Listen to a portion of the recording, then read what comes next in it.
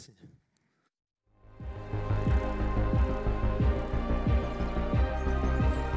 C'est maintenant là. Allez.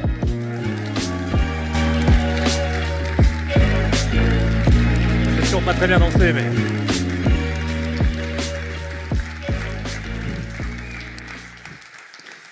Eh bien bonjour. Oui, j'ai fait une slide pour dire bonjour.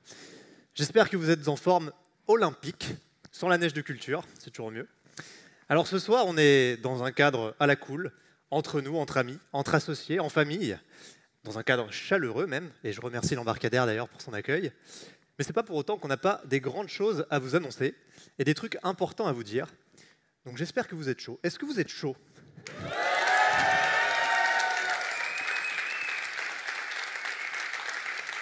Est-ce que vous êtes plus chaud que le climat ? Bon, on est dans la merde. Ok. Alors ce soir, j'endosse la lourde responsabilité d'avoir la casquette de présentateur, mais je vous promets, je vais essayer de ne pas dire trop de conneries. On va pas m'en vouloir. Alors, petite séquence émotion pour commencer. Est-ce que certains d'entre vous savent ce que c'est ça, là ? Ça, c'est un screenshot de la première conférence de Time for the Planet. À l'époque, il n'y avait rien. C'était le 5 décembre 2019. Time for the Planet, c'était une idée. C'était 3 mots sur un PowerPoint. Et on s'est dit, venez, on tente le truc à fond. On y va. On ne sait pas ce que ça va donner. Mais on y va avec vraiment nos tripes, notre cœur et nos valeurs. On a réuni des gens, comme vous, dans une salle. Et on leur a expliqué ça. Et on s'est dit, on verra ce qui se passe. Et 2 ans plus tard, pour nous, c'est juste fou, en fait. L'idée est devenue une réalité. Elle existe, elle s'est concrétisée. Tout ça a fait ses preuves, de A à Z. Et on est 43 000. On a encore du mal à y croire honnêtement, et ça nous fait juste quelque chose chaque fois qu'on réorganise une conférence comme ça. Donc je voudrais commencer par vous remercier et vous proposer de vous échauffer les mains, parce que vous allez en avoir besoin.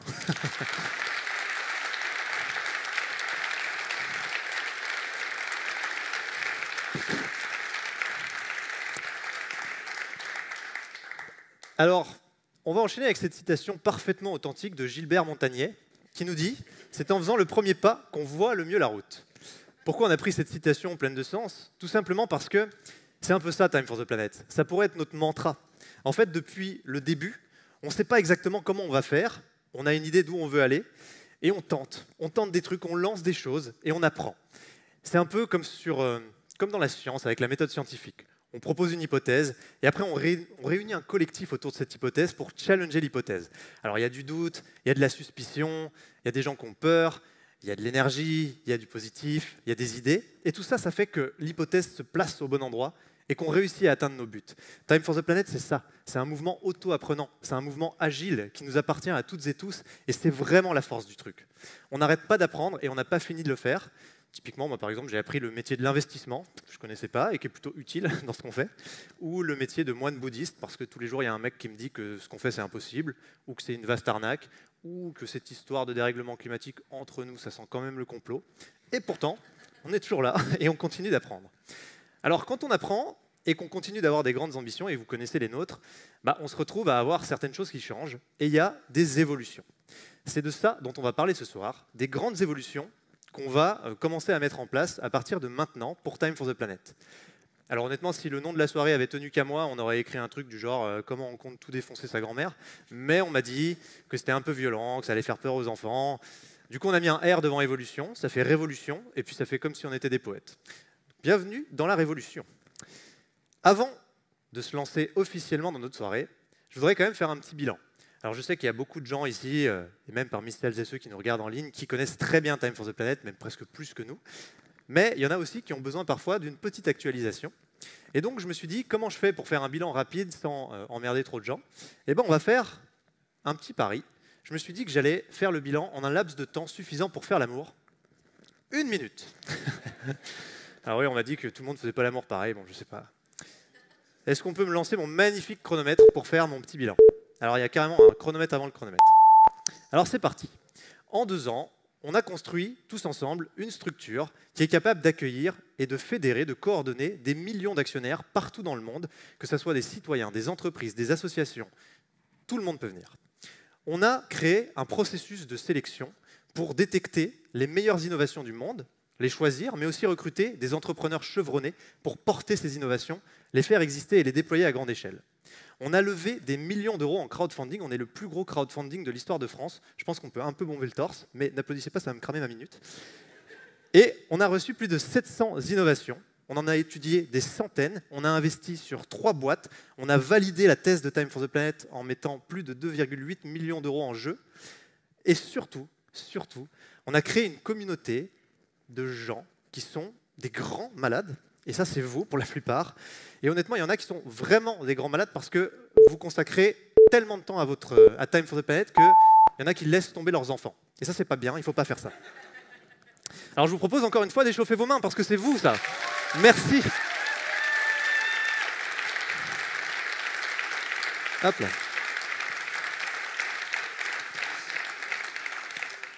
Alors maintenant, on va arrêter de se jeter des fleurs, parce que quand même, il faut s'y mettre un peu, il faut retrousser les manches, et on va se demander comment on fait beaucoup mieux que ça. Parce que vous connaissez nos ambitions, vous savez que Time for the Planet, ça doit être quelque chose qui a un énorme impact. On l'a conçu pour ça, on a tout donné pour ça, tout a été pensé pour ça, on a embarqué chacun d'entre vous pour ça, il faut qu'on y arrive. Et on va le faire ensemble. C'est ce qu'on voudrait vous proposer ce soir. On a 3 grandes parties dans cette soirée qui vont représenter nos 3 grandes révolutions. La première partie, elle concerne la lisibilité de Time for the Planet. Comment on fait pour que ça soit plus accessible, que plus de gens aient envie de participer à l'aventure au quotidien. La deuxième grande partie, elle concerne l'accélération. Comment on accélère notre développement, comment on va encore plus vite. Et la troisième grande partie, elle concerne la communauté. Comment est-ce qu'on la met en lumière. On va rentrer dans tout ça en détail. Alors la première grande partie qui nous concerne, avant que j'appelle le premier invité, c'est donc cette histoire de lisibilité. Parce que suivre Time for the Planet, c'est un peu compliqué. Quand on est un mouvement agile, auto-apprenant, il se passe plein de trucs, il y a des essais-erreurs, voilà, c'est de la haute fréquence. Nous, on a envie que ça soit plus canon que ça.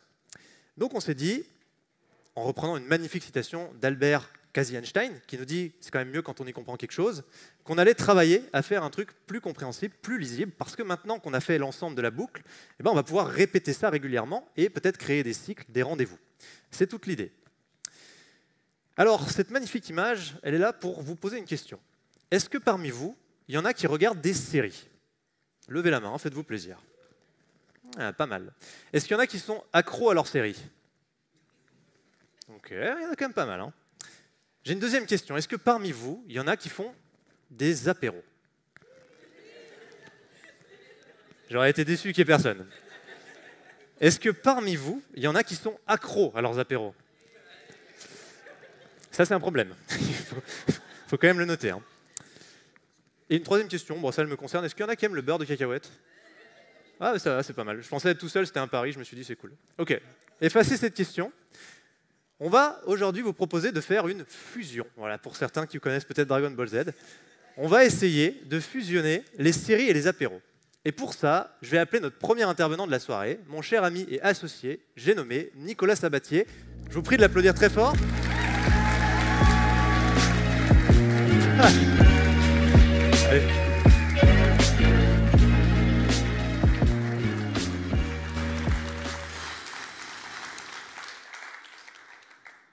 Il y a du monde.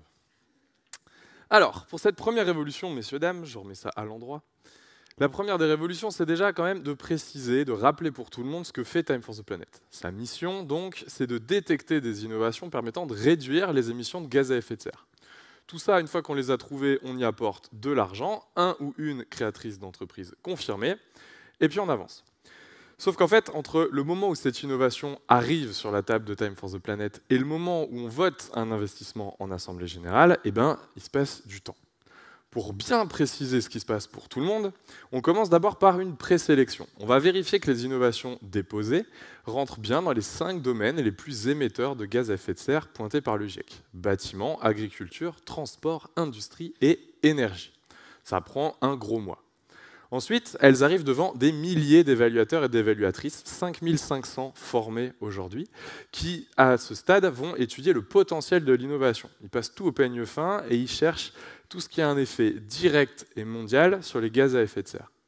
Le niveau technologique, on s'en fiche complètement. Ce n'est pas un critère pour Time for the Planet. Ensuite, on va faire de l'expertise plus technique scientifique jusqu'à organiser un comité scientifique qui va se rassembler. Et là, notre brave innovation, elle se dit « c'est bon, le plus dur est fait, j'ai passé les 3 étapes, on y va ». Sauf qu'en fait, non. Non, la pauvre petite, il lui reste encore quelques étapes. Une des premières étapes, c'est bien évidemment d'aller chercher le marché. Alors, pas tout de suite en faisant, mais en fin de temps. On va aller voir s'il y a bien des clients potentiels pour acheter ou vendre la solution. Parce que oui, il faudra qu'il y ait un modèle économique, c'est ce qui permettra de faire durer l'innovation dans le temps, et surtout c'est ce qui donnera envie à d'autres de la copier, nous aidant donc à la diffuser. A priori, personne n'a envie de copier une boîte qui perd de l'argent. Ensuite, en parallèle, on va se mettre à recruter un ou une créatrice d'entreprise confirmée, puis également de poser le cadre des négociations avec les innovateurs pour savoir comment on va coopérer ensemble. Enfin, et là c'est le gros travail de Lolo, Denis, on va préparer les notes d'investissement, gros travail de préparation des assemblées générales, et puis au bout du bout, les dernières innovations retenues vont aller être soumises au vote d'investissement. Toutes ces étapes, c'est ce qu'on appelle un cycle d'investissement. Vous le voyez sous vos yeux, et c'est long, ça dure 8 mois. 8 mois dans le monde de la finance, c'est globalement relativement court. Mais vous commencez à nous connaître à Time for the Planet, nous on trouve que c'est toujours encore trop long. Donc il faudrait trouver une façon de faire plus. En 2021, on a fait 2 assemblées générales pour voter des investissements. Est-ce qu'il n'y aurait pas moyen d'en faire 3 ? Et là, pas besoin d'être Einstein, ni même quasi-Einstein, pour savoir que 3 cycles de 8 mois, ça ne tient pas en une année. Mais si on revient sur le cycle, est-ce qu'il n'y aurait pas moyen de faire certaines choses en parallèle ? Et en fait, ça marche. Ça marche d'autant mieux que ces choses qu'on peut faire en parallèle tiennent dans une année. C'est ça le challenge qu'on va se donner, c'est de réussir à faire 3 votes en Assemblée Générale, 3 cycles d'innovation en 1 an. Sauf que, déjà, c'est dense, un cycle, mais en plus de ça, on est en train de faire des millefeuilles de cycles. Et donc, une des révolutions, ça va être de permettre de simplifier et clarifier ça pour répondre aux attentes souvent qu'on nous fait. Mais où est-ce que vous en êtes? Qu'est-ce que vous faites? Et pour ça, vidéo. On veut simplifier la communication pour la rendre aussi captivante que suivre une aventure au fil d'une série. Une année s'appelle une saison. Une saison comprend 3 périodes de 4 mois, appelées épisodes. Un épisode comprend la fin d'un cycle d'investissement et le début d'un nouveau en parallèle. Ces étapes viennent bien de cycles d'investissement différents, mais deviennent désormais des éléments d'un unique épisode. Chaque épisode comporte également des moments forts allant bien au-delà du cycle d'investissement. Ces moments forts sont des événements physiques rythmant l'épisode du début à la fin. Un épisode commence par une grande opération collective pour faire connaître au monde entier l'existence de Time for the Planet. Un événement physique de lancement d'épisode permet ensuite d'annoncer les grandes nouveautés à venir au cours des prochains mois et de lancer le début de la phase d'évaluation des innovations.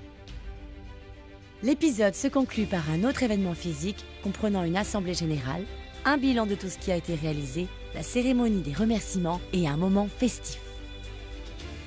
Ah, et j'oubliais, chaque épisode est l'occasion de se focaliser en priorité sur un axe de développement de Time for the Planet lancé lors d'un événement. Cet axe donne son nom à l'épisode. Sortez le popcorn, vous savez désormais sur quoi on se concentre pendant 4 mois. Encore un peu flou tout ça? Allez, on résume. Une année de Time for the Planet s'appelle une saison. Chaque saison est découpée en 3 périodes de 4 mois appelées épisodes. Un épisode commence par une grande opération collective de communication, un événement de lancement, un événement thématique et un événement de clôture regroupant une assemblée générale et de nombreuses surprises.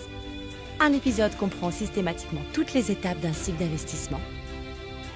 Enfin, chaque épisode possède un thème qui est l'axe de travail prioritaire de Time for the Planet durant 4 mois. Alors, prêt à suivre la nouvelle série Time for the Planet? Pour 2022, saison 2, voici les dates à cocher sur vos agendas. Je ne sais pas pour vous, mais nous, on a hâte de vous y rencontrer.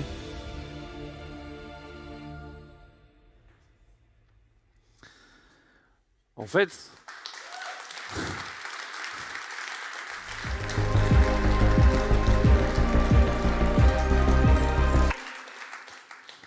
En fait, ce qu'on essaye de faire là, c'est de donner un petit peu plus de cadre.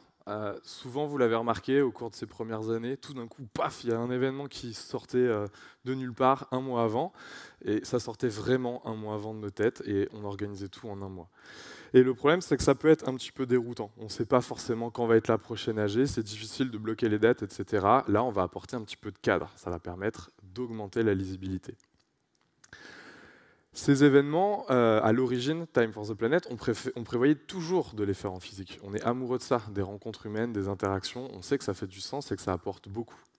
Et donc, on va enfin pouvoir le faire après cette période de Covid. Espérons, ça va être pas forcément fini. Donc oui, on va se voir enfin en assemblée générale. On pourra de temps en temps danser ensemble et faire la fête. Pourquoi pas, avec modération, boire un petit canon. Et puis, bien évidemment, on a parlé d'un truc un peu mystérieux encore, la cérémonie de remerciement. Peut-être qu'on pourra dérouler le tapis rouge également. Concrètement encore, ça va se matérialiser par un nouveau site internet, par une matérialisation de ça. L'idée, c'est vraiment qu'à chaque fois, vous puissiez repartir sur le site et, épisode par épisode, retrouver toute la structure de ce qui est fait. Toutes les vidéos, tous les documents, toutes les innovations qui ont été retenues, votées, etc. N'importe qui, en fait, qui voudrait rejoindre Time for the Planet pourrait retrouver, regarder la série depuis le début et retrouver tout ça. À n'importe quel moment, vous pourriez retrouver aussi plus facilement quelque chose qui s'est passé, partager une vidéo qui a été donnée, vous saurez où la trouver. Ça, c'est les bases de la saisonnalité. On y est donc. Maintenant, on va parler tout le temps comme ça. Saison 2, épisode 1. Ça a un thème. Ce thème va être l'axe de travail prioritaire. Des grandes choses vont sortir autour de ça. Et celui-ci, il est encore peut-être un petit peu mystérieux, mais il sera dédié au dividende climat. Pour ça, j'appelle les 2 personnes en interne à Time for the Planet qui travaillent sur ce sujet, non pas pour vous en parler en long, en large et en travers, car, comme vous l'avez compris, il y aura un événement spécial pour ça, mais au moins pour teaser. Je vous demande d'accueillir Emma Scribe et Mehdi Colli.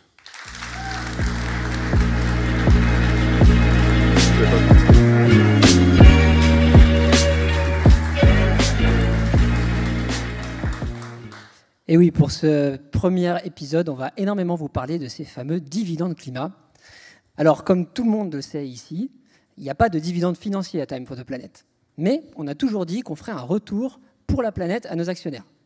Bon, on ne savait pas encore comment. Mais en fait, quand on a commencé à chercher s'il existait une norme mondiale qui permettrait de vous donner quelque chose que vous pourriez comparer avec ce que n'importe quel autre fonds d'investissement ou entreprise aurait fait par ailleurs pour le climat, parce qu'on s'était dit, mais c'est pas possible, ça existe forcément. Ben non, en fait, ça n'existe pas. Alors vous me voyez venir, puisque ça n'existe pas, ben, il va falloir le faire. Mais il faut que ce soit quelque chose qui soit reconnu dans le monde entier par des acteurs immenses. Alors comment est-ce qu'on fait ? Eh ben, on ne travaille pas tout seul. Et donc, on a commencé par travailler avec les plus grands acteurs du carbone en France, mais aussi dans le monde, pour aboutir au dividende climat. Et donc, on va beaucoup vous en parler. Alors, une petite vidéo pour juste vous donner 2-3 notions sur ce dont il s'agit.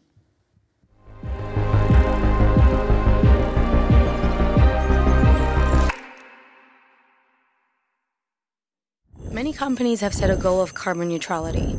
And that's the good news because it's kind of burning out there. Even if the carbon neutrality objective only makes sense on a global scale, every step forward is precious. Are you a human being? Good.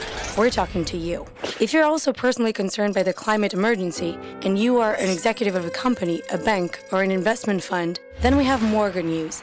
You have great power to act. And as you probably know, with great power comes great responsibility. The first part of these responsibilities, as you know, is to take stock of your carbon footprint. You take everything you have emitted this year in CO2 and you categorize it into the main types of emissions. From now on, your mission is to reduce everything you can reduce. But unfortunately, we know emitting zero CO2 is impossible.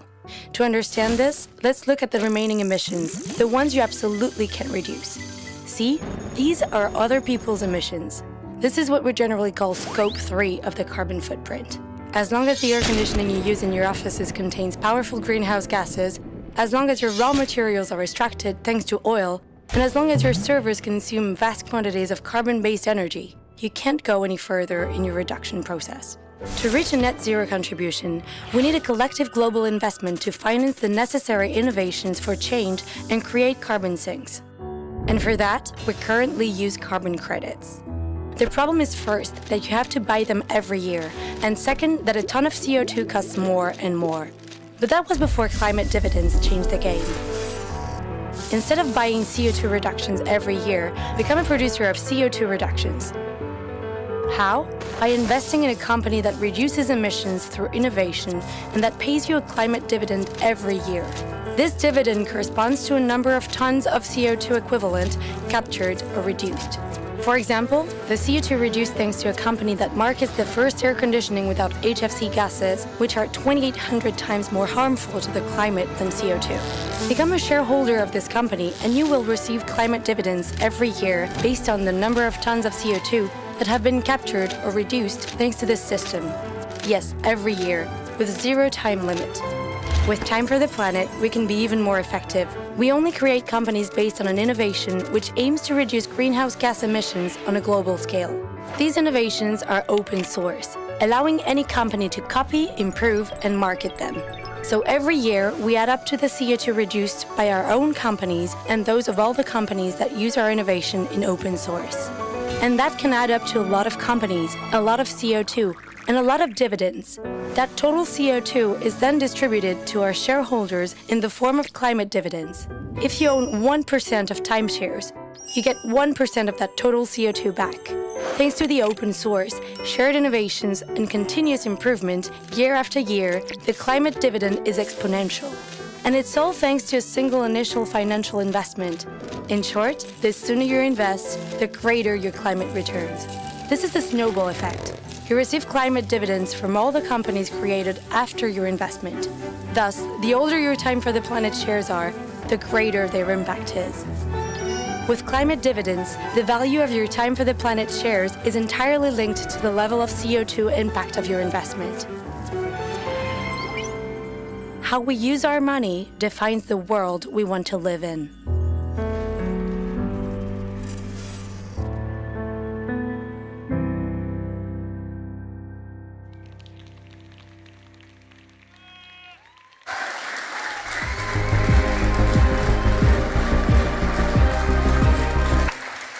Voilà, donc maintenant, vous savez ce que c'est qu'un dividende climat.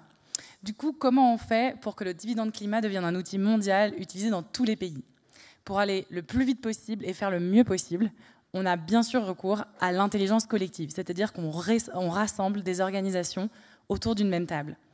Ce procédé consiste en deux phases. La première phase a eu lieu entre août et décembre 2021.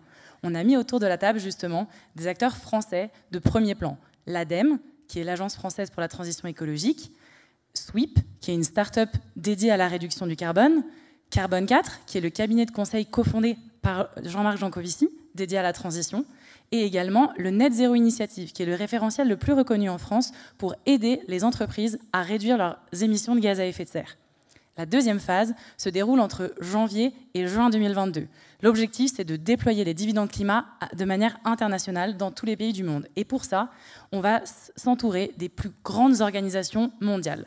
On va réunir 50 experts extrêmement reconnus dans leur secteur, afin que le dividende climat soit un outil extra-financier, robuste scientifiquement et extrêmement solide financièrement. On va vous en parler beaucoup, du coup, pendant ce premier épisode. L'objectif, c'est de vous en parler plus en détail lors de deux événements notamment. Le premier qui aura lieu le 19 avril à 12h30 en ligne, où vous pourrez retrouver les principaux acteurs qui ont participé à l'élaboration de cet outil qui est le dividende climat. Donc notez-le dans vos agendas. Et le deuxième événement aura lieu à Change Now, le sommet le plus important dans le monde dédié à la transition et à la planète. Cet événement du coup aura lieu à 15h30 le 20 mai. On espère que vous serez très nombreux. L'aventure des dividendes climat ne fait que commencer et on a hâte de vous emmener avec nous. À bientôt. À bientôt.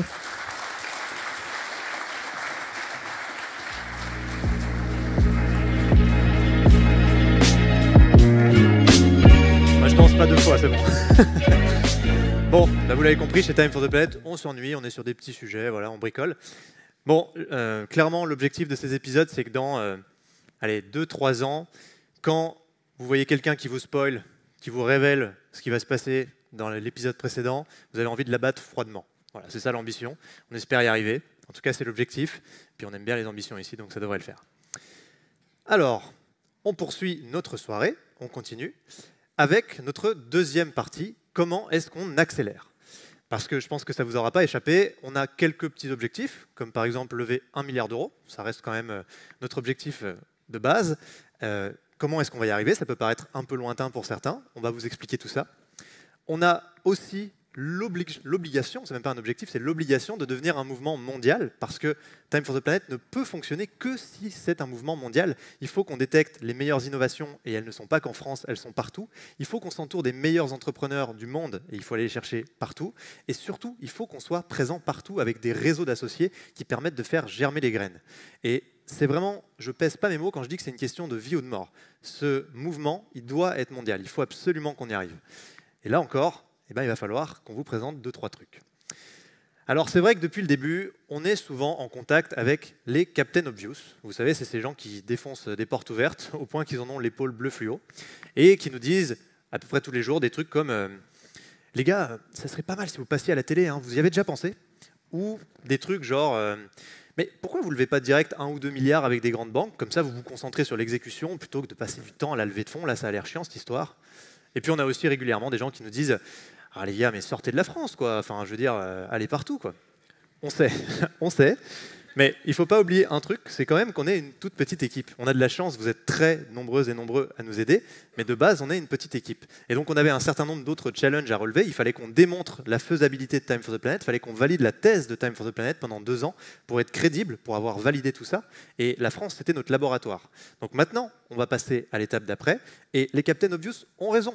Ils ont raison. C'est pertinent ce qu'ils nous disent. Simplement, il y avait un timing. Donc maintenant, il est l'heure de faire ça et on va vous présenter comment. Et pour ça, eh ben, vous allez voir, il y a un mot-clé. On aime ce mot parce qu'il nous caractérise et il caractérise vachement l'aventure Time for the Planet. La décentralisation. C'est l'idée de dire que Time for the Planet doit être porté par une multitude d'individus partout dans le monde. Tout ne peut pas reposer sur les cofondateurs. Même ce mot-là, on ne le garde pas, vous le savez, puisqu'on s'appelle des keepers. Et l'idée pour nous, c'est vraiment de faire en sorte qu'on arrive à faire quelque chose de très décentralisé pour qu'on puisse aller loin et avoir le plus d'impact possible. Alors ça, c'est une slide juste pour le suspense, parce que maintenant, je vais accueillir notre deuxième invité pour la deuxième partie de la soirée.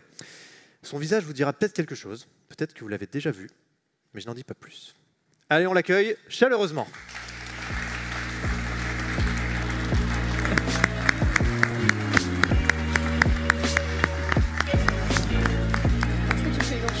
Je suis ému, c'est la première fois que je monte sur scène et ça fait quelque chose d'avoir 2000 personnes devant soi comme ça. Il faut qu'on aille là, non, maintenant? Bien évidemment, messieurs, dames, vous le savez, pour que Time for the Planet devienne un outil efficace et complémentaire à nos actions individuelles, eh bien, il va falloir se muscler. Il va falloir à la fois avoir des actionnaires, des innovateurs, des créateurs et des créatrices d'entreprises du monde entier. On ne peut pas se contenter de rester qu'en France. Et puis, dans un second temps, il va également nous falloir, pour porter ces innovations, des bras, des cerveaux et puis également un petit peu de matériel. Tout ça, bien évidemment, il y a rarement des gens qui sont prêts à travailler à temps plein sans être payés. Donc, il va falloir... J'avais coupé pourtant. Il va donc falloir réussir à trouver de l'argent, énormément d'argent, parce que dans notre monde, c'est comme ça que ça fonctionne. Pour commencer, donc, il nous faut un plan, ou plutôt même des plans, parce qu'en fait, c'est tellement compliqué qu'on a besoin de spécialistes. Depuis septembre et janvier, vous avez vu arriver Claire Donien, Emma Scribe et Cécile Duranton parmi l'équipe. Vous connaissez leur visage, vous connaissez le cadre général de leur mission. Par contre, ce soir, elles vont venir vous présenter carrément leur plan stratégique, leur plan de bataille. Dans un premier temps, tout d'abord, parlons argent. Je suis sûr que vous avez déjà toutes et tous essayé de soutirer quelques dizaines d'euros, voire centaines, pour les plus courageux d'entre vous, à vos proches. Et puis, vous avez remarqué, c'est difficile. C'est vachement difficile. Nous aussi, on y a cru et on s'est même dit que, parce que c'était une belle idée, Time for the Planet, ce serait facile de trouver beaucoup d'argent. Bon, comme vous, on s'y est cassé les dents, il a fallu reconnaître que non, on ne sait pas faire, et qu'en fait, il existait des gens dont c'était le métier. Ce soir, je vous prie d'accueillir une personne qui fait ce métier depuis 15 ans. Je vous demande d'applaudir chaleureusement Claire Donia. Merci Nico.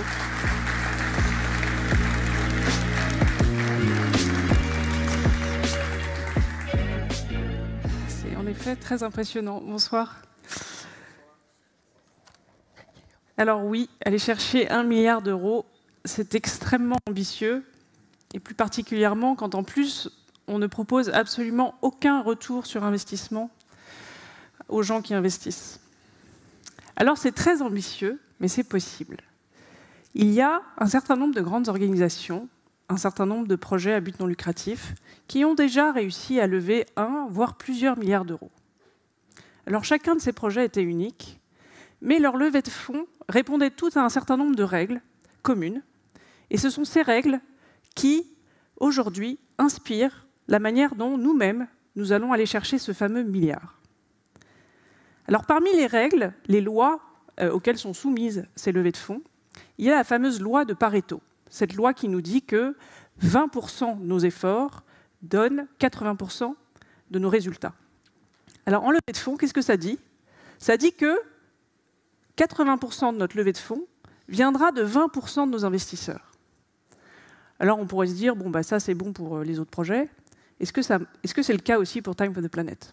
Et on se rend compte qu'après 2 ans de levée de fonds, eh bien, on arrive sur le même type d'équilibre. Avec 43 000 actionnaires, on a levé près de 9 millions d'euros. Figurez-vous que sur ces 43 000 actionnaires, 8 000 actionnaires nous ont permis de lever 7,5 millions d'euros. Donc oui, nous sommes dans le même type d'équilibre. Alors qu'est-ce que ça nous dit? Ça nous dit que ces fameux 20%, eh bien, on en a vraiment besoin pour arriver à ce milliard d'euros, et que ça nécessite qu'on leur consacre une certaine énergie et qu'on mette en place certaines stratégies et certains outils dédiés qui vont nous permettre de les mobiliser. Alors parmi ces outils qui sont indispensables dans ce type de levée de fonds, il y a ce qu'on appelle communément un comité de développement. Mais comme chez Time for the Planet, on ne fait jamais rien comme tout le monde, on a décidé, nous, qu'on allait l'appeler un comité d'accélération. Pourquoi? Parce que ça va être son rôle, nous permettre d'accélérer notre levée de fonds. Alors concrètement, qu'est-ce que c'est qu'un comité d'accélération? C'est le regroupement d'un certain nombre de nos plus grands investisseurs qui, au-delà de leur investissement, ont tellement envie que ce projet réussisse qu'ils sont prêts à nous aider à déployer, accélérer notre levée de fonds. Et comment ils vont faire ça? Ils vont nous permettre de créer la confiance et l'adhésion d'un certain nombre de grands investisseurs et de développer nos propres réseaux de grands investisseurs. Alors encore plus concrètement, leur rôle de chacun de ces membres, qu'est-ce que ça va être? Leur premier rôle, c'est d'aller solliciter des gens dans leur réseau qui ont des grandes capacités d'investissement. Leur deuxième rôle, ça va être de faire connaître Time for the Planet dans ces réseaux, à travers, par exemple, des prises de parole dans des événements qui rassemblent ces investisseurs, ou à travers des prises de parole dans des médias qui s'adressent à ces investisseurs.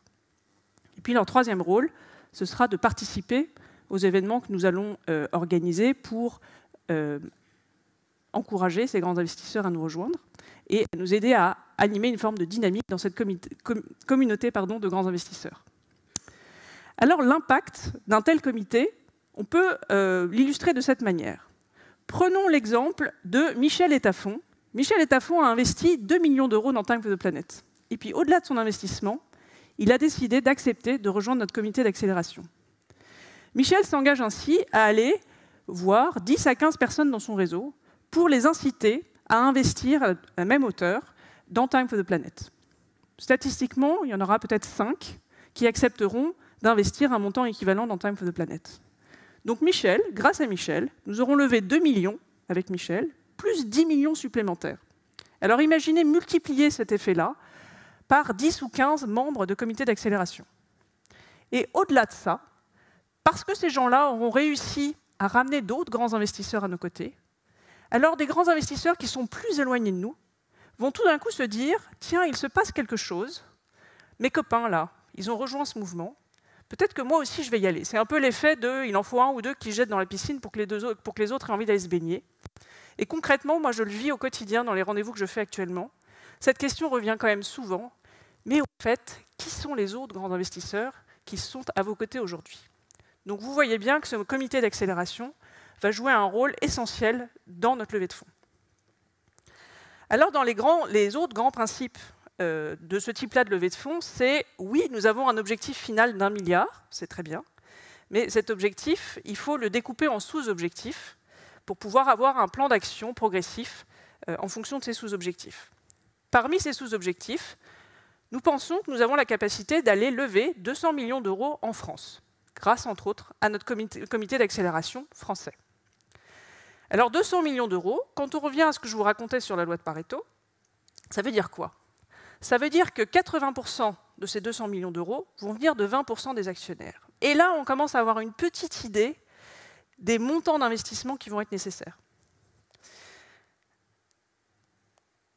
Pardon, j'ai oublié une partie. Si on reprend ces montants d'investissement et qu'on reprend les méthodologies qui ont été écrites suite à l'analyse de ces fameuses grandes levées de fonds dont je vous parle, on se rend compte que ces fameux objectifs, on peut les découper en sous-objectifs très précis de sollicitation d'investissement. Et qu'on sait que pour aller chercher 200 millions d'euros, par exemple, il va nous falloir un investisseur à 20 millions d'euros. Il va nous falloir 5 investisseurs à 3 millions d'euros. Il va nous falloir 10 investisseurs à 500 000 euros. Et il n'y a qu'à cette condition-là qu'on arrivera à atteindre nos 200 millions d'euros. Qu'est-ce que ça veut dire? Ça veut dire deux choses. Ça veut dire que d'abord, il faut être capable d'identifier qui sont les grands investisseurs qui ont la capacité d'investir de telles sommes. Ça veut dire aussi que ce n'est pas juste trouver des gens qui ont la capacité à donner beaucoup d'argent, donc qui sont riches. Parce que ça, ce n'est pas parce que les gens sont riches, vous l'avez peut-être vu, qu'ils vont investir dans Time for the Planet. On va avoir besoin d'autres informations. Donc on a besoin de savoir quelle est leur appétence pour les sujets que nous portons. Le climat, l'innovation, les nouveaux modèles d'entreprise. Et puis, analyser aussi quelle est leur proximité avec Time for the Planet. Est-ce qu'ils sont déjà actionnaires de manière plus modeste, alors qu'ils auraient la capacité de mettre plus? Est-ce qu'ils sont proches d'un membre de notre comité d'accélération? Est-ce qu'ils sont proches de quelqu'un de Time for the Planet? Et ce sont tous ces éléments mis ensemble qui vont nous permettre de prioriser qui sont les prospects, qui sont les gens que nous allons approcher en priorité. Puisqu'on va aller, on est des gros flemmards, on va aller vers les plus faciles d'abord. Parce que c'est ces plus faciles qui vont venir et qui vont donner envie aux autres aussi. Alors ce gros travail de recherche que nous faisons, il me permet de vous expliquer un peu quel est le travail que nous faisons, Emma et moi, opérationnellement, aux côtés de ce comité.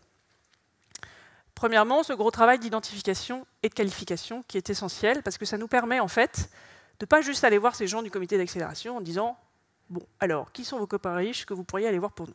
Ça ne marche pas comme ça. Nous, on fait ce gros travail, on arrive avec des listes, et on leur dit, ben voilà, nous, on a identifié ces gens ou ces entreprises qui semblent potentiellement proches de nous. Est-ce que vous connaissez des gens chez eux? Est-ce que vous pouvez nous aider à rentrer en relation avec eux? Notre deuxième rôle, c'est d'outiller les membres de ce comité pour qu'ils puissent approcher leur réseau. Donc ça va passer par produire des plaquettes particulières qui sont adaptées à ce public-là, organiser des événements qui vont leur permettre d'inviter leur réseau pour leur faire connaître Time for the Planet, etc. Notre troisième rôle, c'est bien sûr de les accompagner en rendez-vous. On ne leur demande pas d'être des experts de Time for the Planet, on leur demande de nous ouvrir des portes, on leur demande de donner envie à d'autres avec nous d'investir dans Time for the Planet, de leur donner confiance, mais c'est nous qui sommes là pour expliquer ce qu'est Time for the Planet. Et puis notre autre rôle, c'est de faire un suivi très serré de ce type de contact qui demande beaucoup de temps. Et donc c'est le rôle d'Emma et de moi à leur côté. Alors vous allez me dire, c'est bien sympa, Claire, tout ce que tu nous racontes sur ces fameux 20%, mais qu'est-ce que tu fais des 80 autres % des actionnaires? Alors moi je vais vous dire, ces 80%-là, ils sont totalement indispensables. Avant ça, je vais vous dire quand même que notre comité aujourd'hui, qu'on a commencé à créer depuis janvier, est déjà composé de 6 membres, 6 personnalités qui ont accepté de rejoindre ce comité d'accélération, qui ont déjà investi beaucoup d'argent dans Time for the Planet et qui ont accepté de nous rejoindre pour aller solliciter d'autres personnes. Donc, comme je vous le disais, l'objectif, c'est qu'à terme, on soit 10 ou 15. Pourquoi? Parce que ça nous permet de nous assurer d'avoir, sur 10 ou 15 personnes, au moins 5 ou 8 personnes réellement actives. Vous imaginez bien que ces gens-là ont des vies bien remplies, qu'ils acceptent déjà de nous donner du temps, nous consacrer du temps pour aller voir leur réseau, mais dans leurs agendas, en fonction des périodes, ils peuvent être plus ou moins disponibles. Quand ils sont une quinzaine, ça nous permet d'avoir toujours un certain nombre de membres actifs. Et donc, je reviens sur mes 80% indispensables. Alors pourquoi ils sont indispensables? Parce qu'en fait, ces 80%, s'ils n'étaient pas là, les 20%, ils ne viendraient pas, ils n'investiraient pas. C'est parce qu'on a réussi à être 43 000 en 2 ans que tout d'un coup, ces grands investisseurs se sont intéressés à nous. C'est parce qu'on est 43 000 aujourd'hui à faire beaucoup de bruit qu'ils entendent parler de nous. Et c'est parce qu'on est une communauté extrêmement active que nous, on arrive à aller aussi vite avec eux, avec notre comité d'accélération. Donc voilà un peu, dans les grandes lignes, quels sont les leviers qui vont nous permettre d'accélérer notre levée de fonds. Je vous remercie de votre écoute.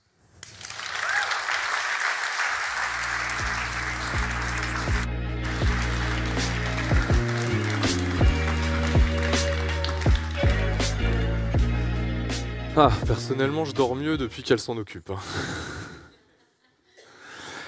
Bien, une fois qu'on a de l'argent, il va falloir aussi s'étendre, parce qu'il faut être vraiment très chauvin pour croire que toutes les bonnes innovations et tous les bons créateurs et créatrices d'entreprises sont en France. Donc il va falloir partir voire plus loin, plus large.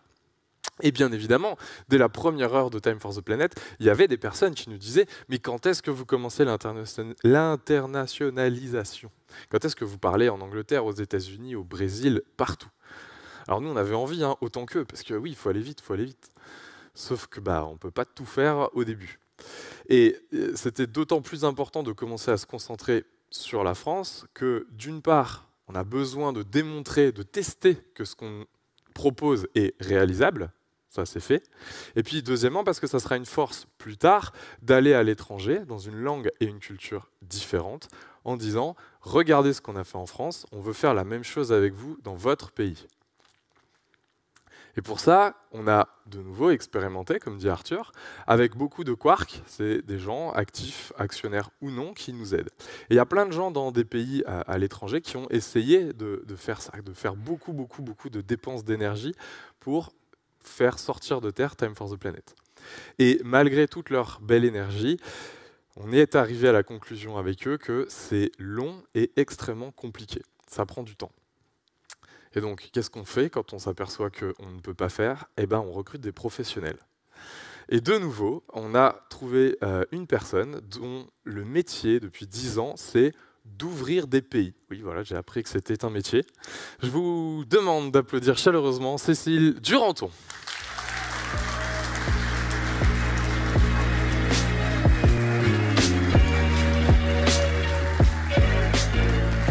On fait beaucoup d'applaudissements. Merci à tous. Alors effectivement, l'international, on vous en a beaucoup parlé. On vous a beaucoup dit qu'il fallait faire de Time un mouvement global. C'est bien joli tout ça, mais comment on fait?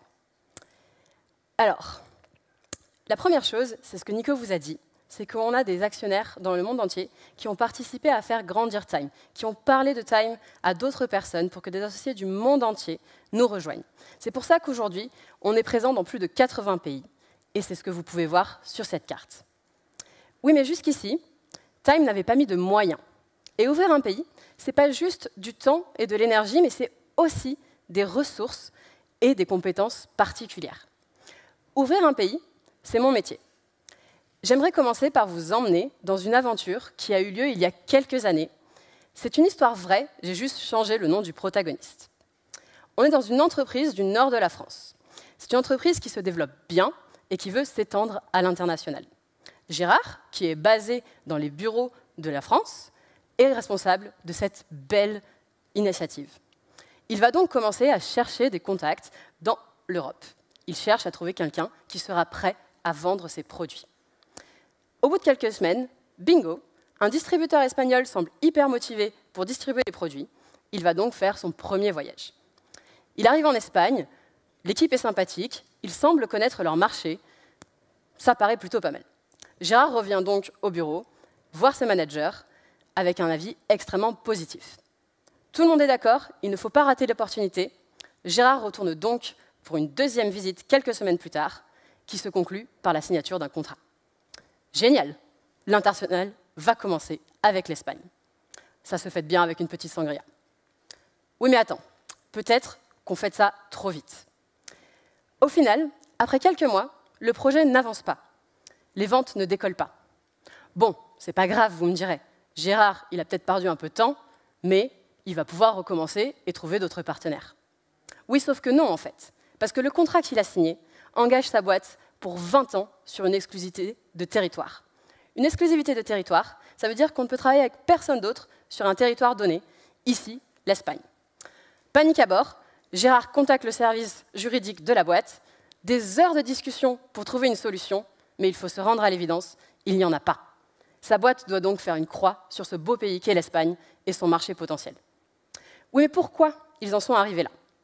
Pourquoi, comme eux, des milliers d'entreprises chaque année voient leur rêve d'internationalisation s'effriter en face de la réalité du terrain? Eh bien, Gérard, il trouvait les Espagnols plutôt sympas. Il s'est laissé embobiner par quelqu'un qui avait l'air bien, qui connaissait son marché, qui lui a bien parlé. Et du coup, il a décidé d'y aller. Sauf qu'il n'a pas pris le temps de connaître le pays, de comprendre le marché, les acteurs qui y étaient et dans quel espace légal ils gravitaient. C'est parce que, en fait, ouvrir un pays, ce n'est pas juste démarrer une activité. Un pays, c'est une culture, c'est des codes, c'est des sensibilités, c'est un cadre juridique. Ouvrir un pays, c'est d'abord le comprendre. C'est important pour toutes les boîtes du monde, mais ça l'est encore plus pour Time for the Planet, parce qu'on est un mouvement citoyen. Ça veut dire qu'il faut que les citoyens comprennent et aient envie de s'engager auprès de nous. Et quand on fait une blague du genre « et alors, on n'attend pas Patrick » à un Brésilien, ça ne marche pas. D'ailleurs, je vois déjà les traducteurs qui sont dans la salle me détester parce qu'ils vont avoir un mal énorme à traduire ce que je viens juste de dire pour la rediffusion du live avec les sous-titres. Vraiment, je m'excuse. Et oui, je suis désolée. Et donc, c'est pour ça qu'à Time, on veut avoir des responsables locaux dans les pays. Oui, mais alors, ces responsables locaux, ils ont besoin d'avoir des compétences particulières. Il y a des compétences dont on n'aura pas besoin, dont on avait besoin quand on a commencé en France. Parce qu'il y a des choses qu'on sait déjà. On a déjà défini les valeurs de Time, on sait déjà le type d'innovation qu'on cherche et le modèle global de Time. Et comme d'habitude, à Time, on ne cherche que ce pourquoi on a un besoin exprimé. Alors, ces compétences, c'est lesquelles? D'abord, il faut que ce soit des entrepreneurs. Parce que monter un projet de A à Z, c'est un parcours semé d'embûches. Et en plus, les embûches, ce n'est pas les mêmes dans tous les pays. Il nous faut donc des gens qui sachent déjà comment c'est, qui aient déjà vécu les galères de l'entrepreneuriat dans ce pays.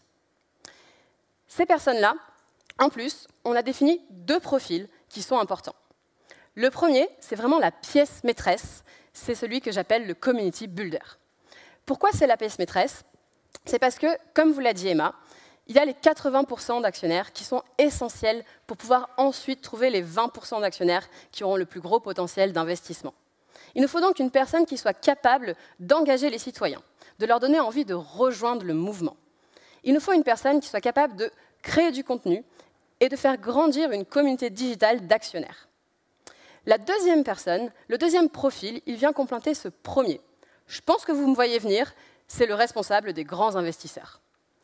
Parce que Emma vous l'a expliqué, Claire vous l'a expliqué, pardon Claire, Claire vous l'a expliqué, c'est un métier, c'est un vrai métier et une compétence particulière. Il nous faut donc quelqu'un qui a une méthodologie et qui est capable de s'adresser aux grands investisseurs de son pays. Et c'est donc ces 2 personnes-là, ces 2 profils-là, qui vont avoir la responsabilité de faire grandir Time dans leur pays. Et c'est donc pas mon métier. Oui, mais alors du coup, c'est quoi mon métier? Eh bien, mon métier, d'abord, c'est de trouver ces personnes-là. Mais alors, comment on les trouve? Eh bien, la première chose, c'est que je suis un petit peu une Dora l'exploratrice. Ils ont d'ailleurs hésité à me mettre la musique de Dora pour me faire rentrer. Mais parce qu'en fait, je vais déménager dans les pays qu'on va ouvrir. Pourquoi je vais déménager dans ces pays? C'est parce qu'en fait, si on ne veut pas se faire avoir comme notre ami Gérard et se retrouver avec des personnes qui, au final, ne sont pas les bonnes, eh bien, il faut prendre du temps. Il faut comprendre le pays, il faut comprendre sa culture, il faut comprendre les acteurs qui y sont, et il faut comprendre ce qui s'y passe.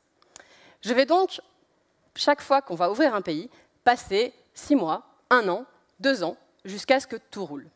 Et ensuite, eh bien, j'irai dans l'autre pays. OK, mais être sur place, ça ne suffit pas. Qu'est-ce qu'il nous faut d'autre? Vous l'avez compris, Vu les profils qu'on cherche, c'est un peu des aiguilles dans une botte de foin. Pour les trouver, il faut d'abord se préparer. Avant même d'arriver dans le pays, il faut déjà commencer à repérer des profils et à utiliser mon réseau. Concrètement, aujourd'hui, il y a une partie de mes journées où je gratte un peu l'amitié sur LinkedIn pour essayer de rentrer en contact avec des profils qui sont pertinents et les rencontrer. J'ai aussi la chance absolument énorme d'avoir une communauté de personnes qui sont là pour m'aider. Par exemple, aujourd'hui, au Royaume-Uni, j'ai plus de 300 actionnaires qui sont là pour m'aider et j'ai des milliers d'actionnaires qui ne vivent pas au Royaume-Uni, mais qui ont des contacts là-bas. C'est une chance incroyable que je n'avais jamais eue avant dans mon métier. Pour vous donner un exemple très concret, il y a quelques semaines, j'étais à Londres et j'ai pu avoir un rendez-vous avec Unilever grâce à un associé très actif de la communauté. C'est vraiment exceptionnel. Une fois qu'on a préparé tout ça, qu'est-ce qui se passe concrètement au jour le jour sur le terrain? Eh bien, c'est beaucoup de rendez-vous, beaucoup de rencontres. C'est des rendez-vous avec des entrepreneurs, c'est des rendez-vous avec des créateurs de contenu, c'est des rendez-vous avec des communautés autour de l'écologie. Le but, c'est vraiment d'agrandir mon réseau. Au début, je ne connais personne, donc ça va forcément être très large. Et petit à petit, ça va être des rendez-vous de plus en plus précis et de plus en plus affinés.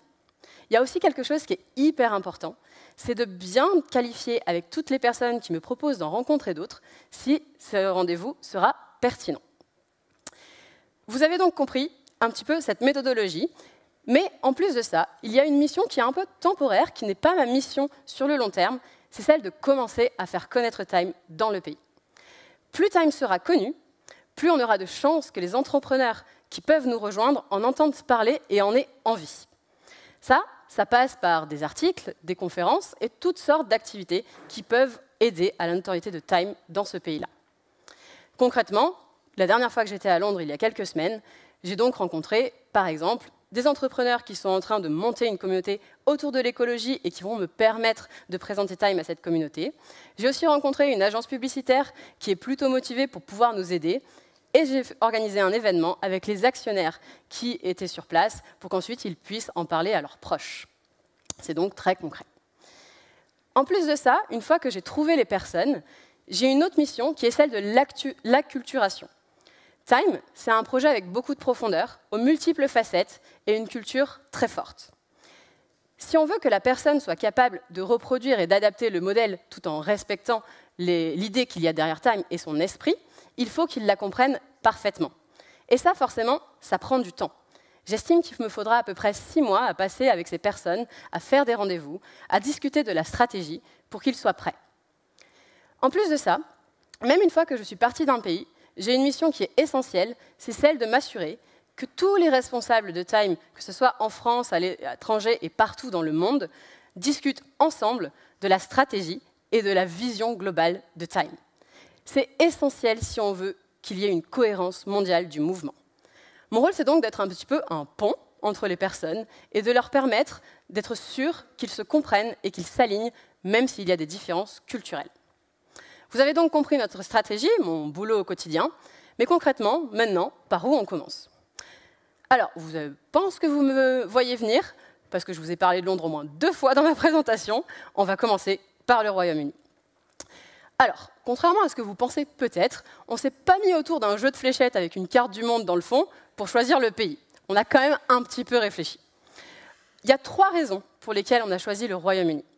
La première, c'est la langue. L'anglais, c'est la langue internationale. Si on veut être un mouvement mondial, il faut absolument que tous nos contenus, toutes nos assemblées générales soient dans un anglais impeccable. Ça tombe plutôt pas mal. Au Royaume-Uni, a priori, c'est la langue native. La deuxième raison, c'est le potentiel. Aujourd'hui, le Royaume-Uni, c'est le pays en Europe où il y a le plus d'investissements à but non lucratif. Ça fait vraiment partie de leur culture de donner à des associations. C'est aussi une culture où c'est normal d'être actionnaire et d'investir. La combinaison des deux est donc parfaite pour le modèle de Time. En plus de ça, le climat est devenu un sujet de plus en plus important pour les citoyens et pour les entreprises. De plus en plus d'investisseurs veulent faire des investissements qui sont respectueux pour la planète. C'est donc un pays qui est mature.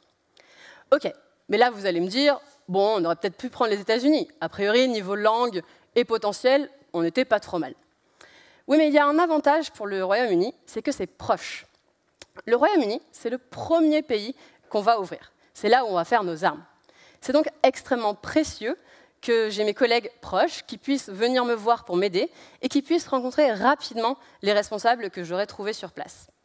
C'est proche, mais en même temps, c'est pas si simple. Ça va être la première fois qu'on va avoir massivement des associés qui vont rentrer dans Time et qui ne sont pas de l'Union européenne ni qui ont la même monnaie. C'est des problématiques, on sait qu'on va les rencontrer, par exemple aux États-Unis, et qui vont être complexes.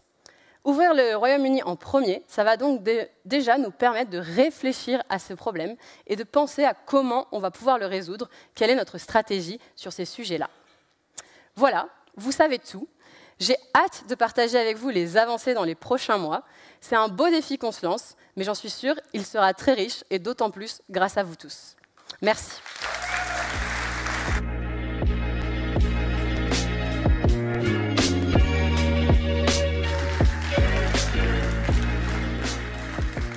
Elles prennent même pas le temps de rester un petit peu, profiter de ces moments d'applaudissement qui sont sympas, merci. Dans un projet d'une grande complexité, vous le savez, c'est difficile d'être bon partout. D'ailleurs, c'est une des raisons de l'origine de la sociabilisation de l'être humain, c'est qu'un individu qui va se spécialiser au sein d'un collectif va augmenter ses chances de survie et également les chances de survie de ce collectif. Donc dans un projet aussi compliqué que Time for the Planet, ça va être absolument nécessaire de venir se renforcer avec des expertises et des personnes qui vont porter les charges mentales de ces expertises. Depuis le début, à Time for the Planet, toute la gestion quotidienne repose sur les fondateurs. Alors au début, on a eu 2, puis 3, puis 4, puis 5. En fait, à la seconde où ces personnes-là arrivaient, on leur disait « Tiens, c'est bien, hop, ça c'est ta charge mentale, maintenant tu la prends. » Oh putain, c'est pas forcément plaisant une charge mentale. Alors j'imagine que la plupart d'entre vous en ont eu, mais au cas où quand même, c'est une charge mentale. C'est vraiment ce qui vous anime, qui vous parasite absolument tout le temps le ciboulot. Vous vous réveillez le matin, paf, c'est déjà là, et puis ça vous empêche de vous endormir tranquillement. En fait, ce n'est pas du tout un cadeau, une telle responsabilité. On est plutôt proche du fardeau, justement, qu'on veut poser et fuir le plus vite possible. Mais clairement, à nous 5 cofondateurs toujours actifs, on aura beau mettre un slip rouge et une cape, on ne va pas y arriver. Le projet se complexifie. On a besoin de nouvelles compétences, de nouvelles expertises et de nouvelles personnes pour porter ça. La deuxième révolution de la soirée, c'est donc de faire un petit changement dans les sémantiques et dans les rôles. Le rôle des cofondateurs également, jusqu'à présent, c'était celui de porter toute la vision, la stratégie, la mise en œuvre de cette exécution, ainsi que le champ des valeurs. Comme on ne va pas être assez nombreux, on souhaite désormais dissocier ce rôle de cofondateur avec ce rôle de gardien de tout ça, de ces exécutions, ce petit surnom que certains d'entre vous connaissent sous le nom de Keeper. En fait, c'est absolument indispensable de pouvoir accueillir des nouvelles personnes au fur et à mesure que le développement va se faire. Sauf que dire à quelqu'un qui arriverait dans 2, 3, 4, 5, 10 ans « super, tu es cofondateur », ça n'aurait pas non plus beaucoup de sens, ça serait quand même un petit peu bizarre. D'où cette nécessité de sortir ces deux rôles. Il nous faudra des keepers, des dizaines et des dizaines dans le monde entier, dans les années à venir. Et donc ce soir, on est très heureux d'officialiser l'arrivée de deux nouvelles gardiennes, de nouvelles keepers qui vont venir renforcer Time for the Planet, apporter leur pierre à l'édifice du collectif. Vous avez du coup probablement deviné leur nom. Je vous propose de réaccueillir sous un tonnerre d'applaudissements et d'encouragement, parce que c'est difficile, Claire Donien et Cécile Duranton.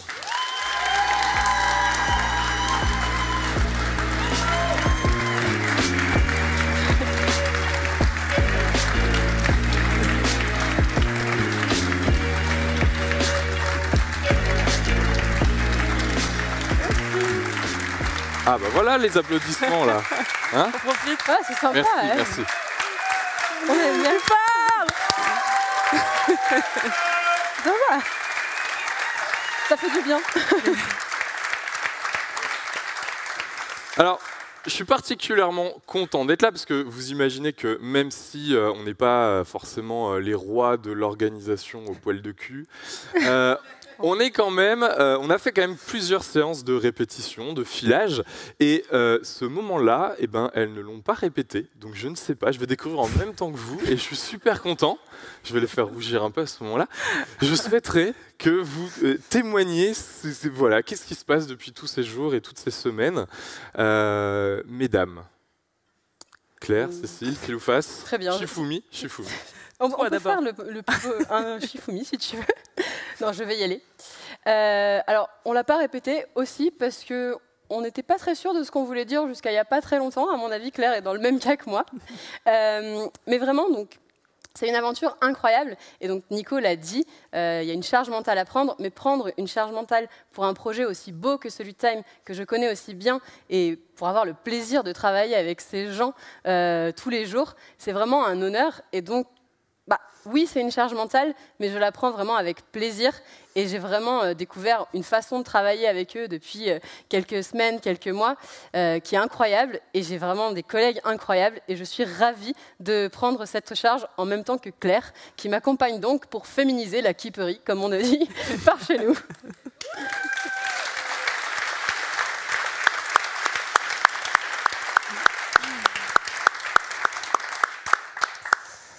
On t'a tout dit. Point. Non, moi j'avais envie de commencer par d'abord un immense merci. Et merci à vous de nous faire confiance, de me faire confiance. Je prends ça comme un immense honneur. J'ai beaucoup d'admiration pour vous et pour ce beau projet que vous avez su monter. Je suis super heureuse de pouvoir vous rejoindre de cette manière-là dans l'aventure. Je suis très inquiète mais très heureuse aussi de pouvoir partager cette charge mentale avec vous. J'ai la joie d'être une maman de 3 enfants, et donc la question de la charge mentale, je sais bien ce que c'est. Mais il y a de la place pour la charge mentale de Time for the Planet. Et donc merci. Et puis merci à vous, parce que moi, ça fait 15 ans que je travaille dans le secteur non lucratif. Et je peux vous dire qu'une communauté comme la vôtre, je n'en ai absolument jamais vue. Donc merci à vous.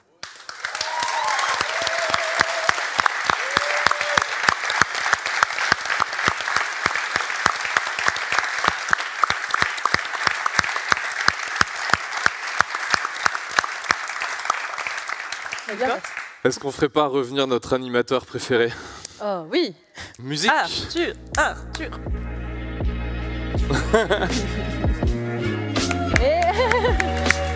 Merci. Ah oui. Bonsoir. Bon ce qui est bien, c'est qu'il n'y a aucune pression du coup sur Claire et Cécile, c'est cool. On arrive dans des bonnes circonstances. Alors on va arriver tout doucement à notre 3e partie de la soirée. Donc j'ai mis un petit au carré sur le en avant. Comment est-ce qu'on va embellir les actions de la communauté? Alors non pas qu'elles soient pas belles, mais comment est-ce qu'on fait en sorte qu'elles puissent rayonner, inspirer, se diffuser, être de plus en plus nombreuses? Mais bon, vu que c'est une partie qui vous concerne, j'ai quand même une question. Est-ce que vous êtes toujours chaud? Bon, ça me rassure. Alors, il y a un truc qu'on n'avait pas du tout prévu. Vraiment, on ne l'avait jamais prévu. Au départ, on ne pensait pas du tout qu'autant de personnes nous écriraient pour nous dire « Salut les gars, comment on peut aider? Qu'est-ce qu'on peut faire de plus ?» Et quand il s'agit de milliers de personnes, il y a un moment où on se dit « Il va falloir quand même s'organiser un peu ». C'est pour ça qu'on a aussi créé cette fameuse galaxie de l'action que certains d'entre vous connaissent. Mais ça nous a énormément touchés parce qu'il s'est passé tellement de trucs, on n'avait pas du tout conscience que c'était possible. Clairement, Time for the Planet, vous l'avez bien compris, ça vous appartient autant qu'à nous et c'est toute la force du truc. Mais ça, souvent, c'est un discours et ça ne va pas plus loin. Là, vraiment, on voit au quotidien que ce n'est pas un discours et qu'en fait, si demain on se fait abattre froidement par un sanglier dans les bois ou j'en sais rien quoi, Time for the Planet peut continuer grâce à vous. Et ça, c'est incroyable. Du coup, je voulais donner quelques exemples. Je voulais repasser dans une petite séquence émotion. Mais il y a tellement de trucs qui ont été faits, c'est juste impossible. Si je devais prendre tous les exemples, en fait, on en aurait pour à peu près 2-3 jours. Et c'est un peu long, voilà, faut camper, machin. Donc, j'ai pris une vingtaine d'exemples pour illustrer ça, juste pour que vous ayez un peu idée de tout ce qui s'est passé, mine de rien, en 2 ans. Alors, il y a 2 ans, donc alors qu'on n'existait presque pas, un des 100 premiers associés à trouver une salle pour nous aider à donner une conférence. Il y a 1 an et demi, un associé a permis à Time for the Planet d'être affiché dans toutes les rues des grandes villes d'Europe en obtenant une campagne de publicité gratuite d'une valeur d'1 million d'euros. Il y a 3 mois, des associés ont posé nus, bon ça m'a moins étonné, pour créer un calendrier Time for the Planet afin de faire connaître du coup les principaux et nécessaires piliers à la transition sur lesquels Time for the Planet repose. Il y a 1 an et demi, un mec s'est pointé avec cet engin et nous a dit « Salut, je vais faire un tour de France pour faire des conférences. » Et j'ai appris que ça s'appelait un vélo mobile.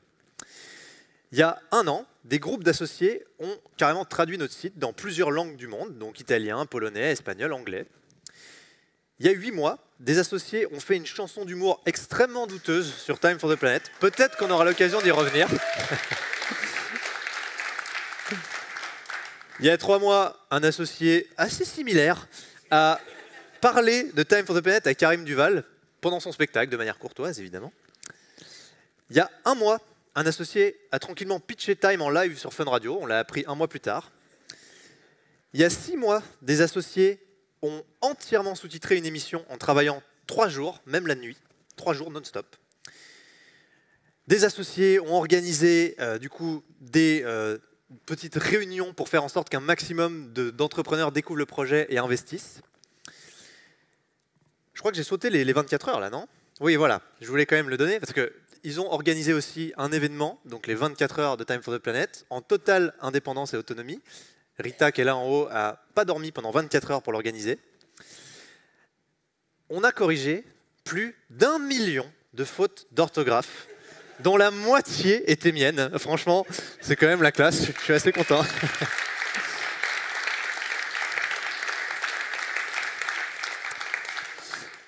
Des milliers d'heures de formation en tout genre ont été données, incluant des ateliers de sensibilisation. Des associés ont couru la moitié d'un tour de la Terre avec les couleurs de Time for the Planet. Des milliers d'appels, et quand on dit des milliers, c'est 11 000 appels ont été passés pour souhaiter la bienvenue à des associés, comme ça, tranquillement. On a aussi des dizaines de personnalités qui ont été contactées, voilà, vous en voyez quelques-unes ici. Un journal qui a été créé, un bateau Time for the Planet, voilà, bon pourquoi pas, hein. Une conférence TEDx, bref, il y en a vraiment, vraiment beaucoup trop pour tout citer, mais juste, c'est tellement dingue, vous vous rendez pas du tout compte. Je pense que vous vous rendez pas compte à quel point c'est dingue. Ça n'existe nulle part, il n'y a aucune boîte qui a ça, il n'y a aucune association qui a ça, ça n'existe pas. Donc juste, applaudissez-vous, merci.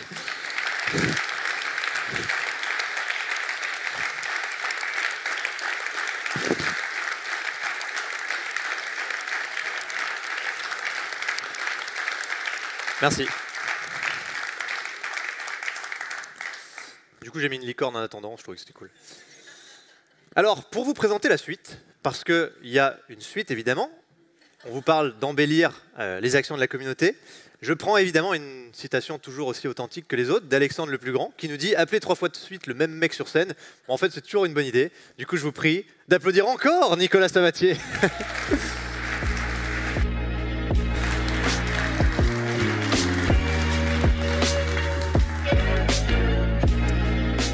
Allez, on y est presque, c'est le moment de la 3e et dernière révolution de la soirée, messieurs, dames. Elle est basée sur le fait que très souvent, on nous appelle et on nous demande « Oh là là, mais c'est incroyable, qu'est-ce que vous mettez en place pour que autant de personnes passent à l'action et fassent des choses ?» La réponse, elle est extrêmement claire, rien. Non mais clairement, hein. En fait, ok, en vrai, c'est quand même un petit peu plus nuancé parce que les choses sont complexes. Ce qui se passe, c'est que on pense, ce qu'on veut souligner en fait à travers ça, à travers cette réponse provocante ou provocatrice, vous me direz à la fin, je ne sais plus. Donc, ce qu'on essaye de traduire à propos de ça, c'est de dire que non, on n'a pas de pouvoir de rentrer dans la tête des gens, de faire quelques petits réglages et de les faire passer à l'action. Si on avait cette capacité-là, il est évident qu'on aurait fait en sorte que la seule pizza commercialisable au monde soit la pizza hawaïenne. On est d'accord? Merci. Bon, aussi, en priorité numéro 2, c'est quand même aussi de faire réduire les émissions de tout le monde.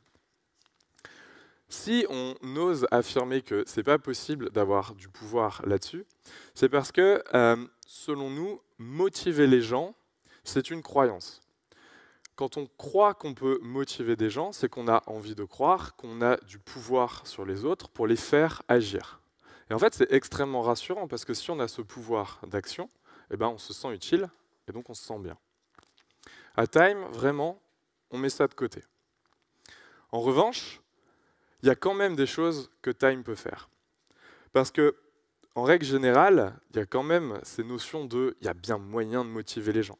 C'est vrai, sauf que les raisons des gens de passer à l'action, elles sont aussi diverses que variées et personnelles. En fait, ce qu'il faudrait faire si on voulait bien calibrer les choses, ce serait de prendre le temps pour chaque individu de comprendre son moteur de motivation et de lui faire un programme parfaitement adapté qui y répond.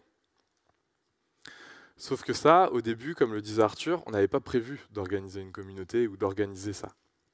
Et comme tout, agir, c'est choisir.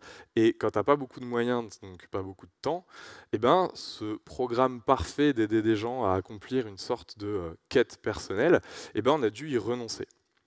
On a dû y renoncer, mais il y a quand même quelque chose que Time peut faire. Ce que peut faire Time, c'est de créer, c'est même un devoir, c'est de créer un cadre fédérateur commun qui est basé sur une culture et des valeurs. Ces valeurs de cette grande communauté, d'actionnaires actifs ou non, elles reposent sur l'accueil, la bienveillance, l'action. Et en fait, à partir de là, comment on arrive à structurer ça et à améliorer ça ? Il y a quelque chose qui nous touche, comme disait Arthur, c'est que beaucoup de choses se passent. Mais en fait, au quotidien, on se retrouve un petit peu comme quand on est sur le quai d'une gare, à râler quand un train arrive en retard, mais à ne jamais sourire quand un train arrive à l'heure.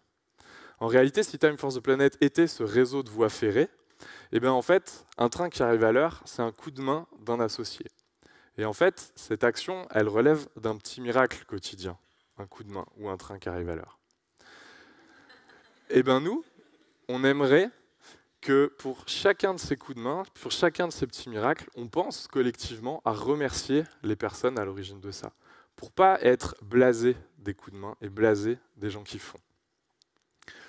La troisième révolution de la soirée, donc, on souhaiterait ajouter la valeur remerciement dans notre culture commune pour justement favoriser ça. On pense que les gens passent à l'action parce qu'ils ont envie de le faire, pas parce qu'on a trouvé un moyen de leur faire faire. En fait, on agit tout simplement sur ce sur quoi Time, on a la main. On peut dire merci. C'est très compliqué de faire autre chose et de rentrer dans les têtes des gens. De façon extrêmement symbolique et surtout très restrictive, parce que ça va aller bien plus loin que ça, on souhaiterait désormais que chaque action dans Time for the Planet soit symbolisée par un petit badge qui viendrait se glisser sous votre profil actionnaire, si vous en possédez un. Pour ceux qui ne connaissent pas, ça ressemble à ça sur le site de Time for the Planet. Et donc en fait, ce qui se passe, c'est qu'il y a énormément d'actions qui se proposent. Arthur vous en a montré quelques-unes, mais il y a aussi des actions qui sont basées sur ces valeurs d'accueil, etc. Alors vous n'êtes peut-être pas tous au courant, mais on va vous montrer tout ce qui se passe et on va aussi en profiter, peut-être juste dans nos têtes, de remercier toutes ces personnes. Ces personnes-là, il y en a près de 5000 qui évaluent les innovations. Vous vous souvenez des cycles ? Eh bien, merci à elles et à eux. Il y a également des acharnés, des pointilleux qui, à chaque épisode, prennent un malin plaisir à évaluer toutes les innovations qui arrivent. Ils font des nuits blanches à la fin pour boucler, parce que, voilà, je ne sais pas, quelque chose les motive pour ça. Merci à eux. Il y a également toutes les clairdoniens et les Emma-scribes en herbe qui ont réussi à transformer leurs proches en actionnaires de Time. Prochainement, il y aura toutes les personnes qui vont passer du temps, non plus pour les transformer en actionnaires, mais simplement pour leur faire visiter le site. Ça sera beaucoup de temps aussi pris. Merci à tous les Planet Leaders qui sont des animateurs de communautés qui organisent énormément d'événements pour favoriser les rencontres, les interactions entre les gens et les moments de joie. Merci aux mémoires dont le rôle est de rédiger des rapports de ces événements pour partager justement ces bons moments et inspirer les autres. Merci également à tous les Comet Leaders qui vont jusqu'au bout de leurs actions. Tout ce qu'a montré Arthur tout à l'heure, ce sont des comètes, ce sont des actions qui sont réalisées. Merci à eux, merci de faire avancer les choses. Merci aux mémoires, cette fois, de rédiger de nouveau les rapports de toutes ces actions pour inspirer, là encore, les autres. Merci à tous les gluons qui, au sein de chaque petite communauté qu'on appelle des planètes, passent des heures au téléphone à accueillir chaque personne, à les connaître, à les comprendre, et ce qui permettra plus tard de les mobiliser beaucoup plus facilement. Merci enfin aux gluons qui, sur Discord, qui est une sorte de grand serveur de discussion, un énorme bazar un peu terrifiant quand on y arrive la première fois, et ben merci à toutes celles et ceux qui prennent du temps pour les accueillir et pour faire qu'ils se sentent plus à l'aise parmi nous. Merci aux formateurs et formatrices qui permettent de créer tous ces rôles, de former des personnes à être en capacité de faire tout ce que vous venez de voir. Merci aux légendaires carers, ces personnes qui passent des coups de fil. 12 000 coups de fil ont été passés depuis 1 an, simplement pour dire merci aux gens qui deviennent actionnaires et qui nous rejoignent. Rien d'autre. Merci enfin à toutes celles et ceux qui viennent, peu importe leur raison, mais qui sont là, qui repartent et qui aident comme ils peuvent. Soulignons-le aussi. Merci aux mémoires, gluons et Planet Leader qui prennent leur retraite et qui l'annoncent à leurs copains, ce qui permet en fait de finir proprement les choses, et c'est quand même vachement la classe plutôt que de laisser les autres galérer. En fait, à partir du moment où vous prenez du temps, vous agissez. Ce soir, vous avez pris du temps pour être présent, et c'est extrêmement précieux, parce que tous ces moments physiques qu'on va vivre à partir de maintenant, à travers les saisons et les épisodes, vont nous permettre de mieux comprendre cette complexité qu'est Time for the Planet, pour pouvoir l'expliquer à vos proches, non pas pour les convaincre, mais paisiblement pour les inspirer. Ce soir, pour ouvrir ce bal, on vous propose un remerciement sous forme de badge pour votre présence. Ah non, c'est celui-là de bouton. Pour votre présence à l'embarcadère. Ce petit QR code, vous pouvez le prendre, ça va vous amener sur un petit lien. Sortez vos téléphones, ne soyez pas timides, ça permettra d'inspirer les autres. Ah pardon. Je vais laisser un petit peu de temps, tic-tac, tic-tac. Il reviendra et bien évidemment vous pourrez les récupérer. Tous ces remerciements vont se mettre en place progressivement dans le temps. Pas forcément tous en même temps, mais donc voilà, progressivement, ça dit bien ce que ça veut dire finalement. Pour tout ça, merci. Et maintenant, il est l'heure de la conclusion. Il est l'heure d'appeler Arthur pour son dernier passage sur scène. Arthur! Je suis la conclusion. Merci, Nico. Alors, on attend la petite musique. En effet, on arrive en fin de soirée, mais il nous reste encore plein de trucs à vous dire et de surprises. Donc restez bien attentifs. Merci Nico pour cette présentation qui va donc nous permettre de souder la communauté sans violence aucune, contrairement à ce que ce monsieur a l'air de représenter.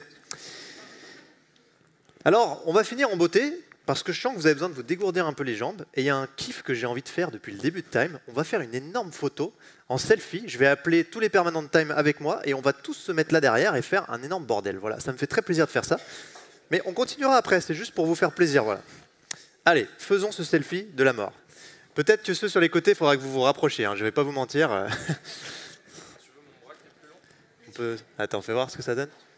Oh, ça va le faire. Les gens derrière leur écran, il est où Mehdi, je sais pas. Levez-vous aussi, faites une photo derrière. Oui, parce que sinon on va voir les gens. Allez, on y va, on commence, on donne tout, on donne tout, on donne tout. Allez, levez les bras là. Pop it up, pop it up. Voilà, c'est ça qu'on veut.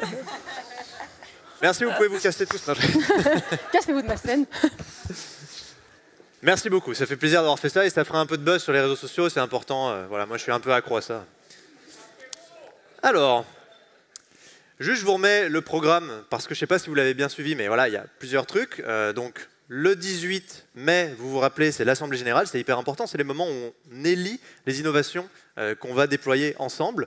Donc le 18 mai, on n'oublie pas de le noter, on reviendra vers vous, mais voilà, il faut que vous l'ayez en tête. Et le 20 mai, on en a parlé, Change Now, ça va vraiment être un truc hyper cool. Il y aura 400 places en physique, donc dès maintenant, si vous avez envie de venir, ça va être très sympa. Il y aura probablement Leonardo DiCaprio comme ça avec son verre. Ça va être très très cool.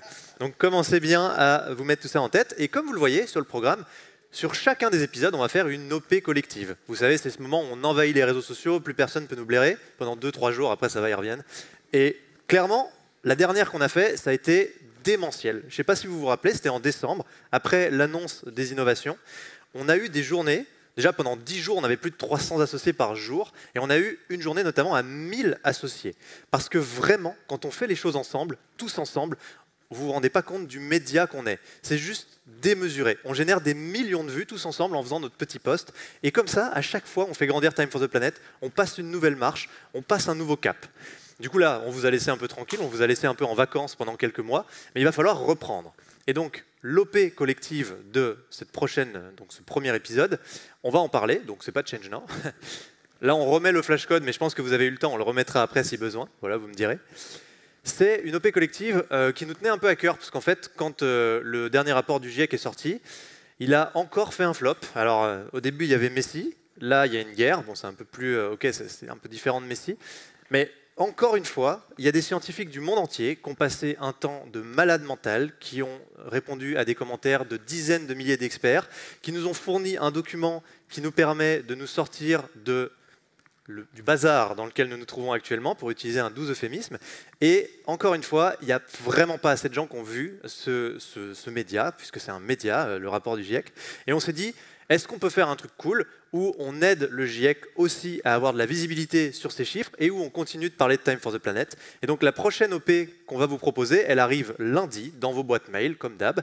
Et on va vous proposer de partager 5 grands chiffres ou grandes phrases tirées du dernier rapport du GIEC qu'il faudrait que tout le monde ait vu. C'est la base, il faudrait que tout le monde ait vu ça. Aujourd'hui, il y a trop peu de gens qui sont au courant de ce qui se passe. J'ai fait un rendez-vous avec un chef d'entreprise la semaine dernière, un mec qui a des milliers de salariés.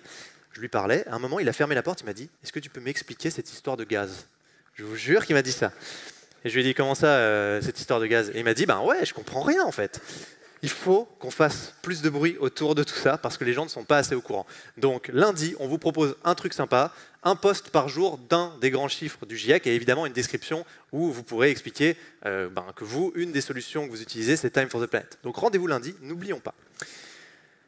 On arrive tranquillement vers la fin et je voudrais vous dévoiler une surprise de taille. Alors on va faire un truc, on va couper les caméras parce que vous allez voir, on va vous montrer quelque chose à l'écran, vous allez comprendre. Est-ce que vous vous souvenez de ça? Ça, c'est le post le plus vu de Time for the Planet. Il a fait plus de 6 millions de vues, il a fait 100 000 likes, 100 000, franchement, voilà, respect. Et aujourd'hui, Tom est avec nous pour le mot de la fin. On va l'accueillir. Je vais prendre un micro. Salut la star. Merci Tom.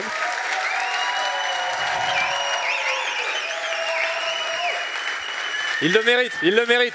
Vous pouvez vous lever, en effet. Pas tous les jours, ça. Hein.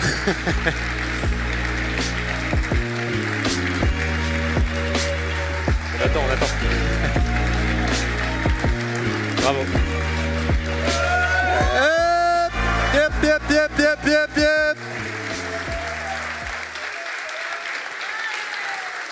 Pas mal. Alors merci pour Tom. Merci pour vos jambes aussi, c'est cool. Tom, du coup, j'ai une question hyper simple. Pourquoi, spontanément, tu as décidé d'offrir ta fortune immense et tout ton argent de poche à Time for the Planet? Déjà, c'est mon frère qui m'a fait connaître cette entreprise.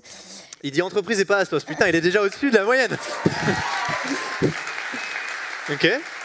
Et donc, j'ai été intéressée et je me suis dit que je pouvais donner 5 € avec une lettre. Parce que moi, j'ai toujours été sensibilisée à ça et que le dérèglement climatique, ça m'a toujours intéressée. Ok. Et du coup, pourquoi tu t'es pas acheté des bonbons avec ces 5 €? Parce que, en fait, notre génération, c'est nous qui allons payer. Et donc pour moi, Time for the Planet, c'est bien plus important que des bonbons, quoi. Il n'y a pas beaucoup de gens qui le savent.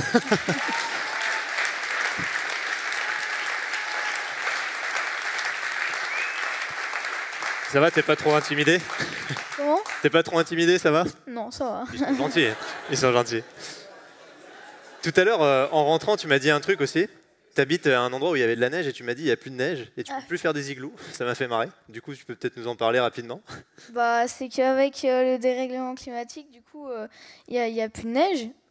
Et moi... Il habite à Rumilly, c'est ça? Ouais. Ouais. Et que du coup, avant, je faisais des igloos quand j'étais petit avec mon père. Et maintenant, je peux plus en faire alors que avant, quand il y avait 10 cm de neige, bon, c'est normal. Et maintenant, je suis impressionnée, quoi. Ça te fait peur, le dérèglement climatique? Comment tu l'appréhendes? Tu as 11 ans, on rappelle quand même. Enfin, tu es assez mature pour ton âge. C'était quoi, du coup, ta vision du truc? C'est pas que ça me fait peur, mais ça va me faire peur si on fait rien. Mais si on fait quelque chose, ça sera plus motivant, quoi. Allez, on fait quelque chose. Alors, merci beaucoup, Tom. Allez, check. Merci beaucoup d'être venu, c'est cool.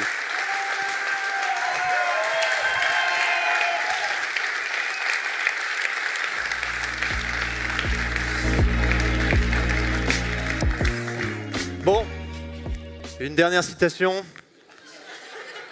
d'un grand homme, Gérard Depardieu, on le connaît tous. Lui, il arrive toujours à l'heure. Il est temps de faire monter le niveau des vers plutôt que celui des mers. Donc, on va vous remercier toutes et tous, celles et ceux qui étaient en ligne aussi avec nous aujourd'hui. Vraiment, c'est incroyable de pouvoir passer des moments comme ça avec vous. Vous l'avez vu, il y a du pain sur la planche, on a plein de trucs à faire. Le dérèglement climatique, il accélère, il va falloir qu'on accélère aussi. Il va falloir qu'on soit solide, il va falloir qu'on soit soudés. Il va falloir qu'on continue de parler de Time for the Planet autour de nous tous les jours parce que c'est ça notre arme la plus puissante. On va réussir à faire un truc cool, on va réussir à aller super loin parce qu'on est tous ensemble, parce qu'on est dans la bienveillance, parce qu'on partage des belles valeurs, parce qu'on a des belles croyances. Et il va falloir qu'on montre à ce dérèglement climatique qu'il n'est pas le bienvenu ici. C'est parti pour l'apéro et merci à toutes celles et ceux qui nous ont regardés en ligne. À bientôt. Merci. Ouais, jamais. On lance une petite musique pour finir juste. Est-ce qu'on peut nous mettre notre musique de fin pour un douteuse dont on a parlé. Et merci effectivement aussi à l'embarcadère à nouveau et merci à l'équipe technique. Alors, il faut que je regarde parce que j'ai plus le nom en tête, mais c'est vrai qu'on va les applaudir bien fort. Ils nous ont vachement aidés et c'est très important de remercier, comme l'a dit Nicolas. Voilà. Donc, merci aux équipes techniques de VSS, voilà, et Avec Joie, donc le nom de l'entreprise, et l'embarcadère. Est-ce qu'on peut les applaudir pour les remercier? Merci beaucoup.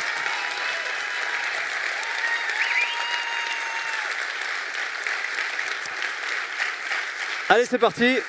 Maintenant, c'est l'apéro. On se retrouve à l'apéro. À tout de suite.